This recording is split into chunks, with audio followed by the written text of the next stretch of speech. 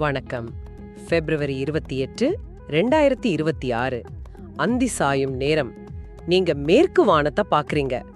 அங்க வழக்கமா பாக்குற நட்சத்திரங்களோட 6 கிரகங்கள் வரிசையா அணிவகுத்து நிக்கிற ஒரு காட்சிய கற்பனை பண்ணி பாருங்க. இது ஏதோ ஒரு படத்தோட காட்சி இல்ல, இது நிஜமாவே நடக்க போற ஒரு விஷயம். நீங்க எங்களோட பகிர்ந்துகிட்ட குறிப்புகளை வச்சு இந்த அரிய வானியல் நிகழ்வை பத்தி தான் இன்னைக்கு ஆழமா அலச போறோம். இதுக்கு கிரகங்களின் அணிவகுப்புன்னு சொல்றாங்க.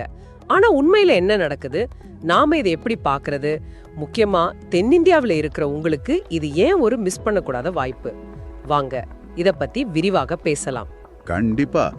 இந்த உரையாடலோட நோக்கமே இந்த கிரக அணிவகுப்புக்கு பின்னால் இருக்கிற அறிவியலை ரொம்ப சிம்பிளா புரிஞ்சுக்கிறது தான். அதோட இத உங்க வீட்ல இருந்தே எப்படி ஈஸியா பார்க்கலாம்னு சில டிப்ஸ் பார்க்க போறோம். கடைசியா இது மாதிரி நிகழ்வுகள் ஏன் முக்கியம், இதிலிருந்து நாம என்ன கத்துக்கலாம்னு தெரிஞ்சுக்கலாம்.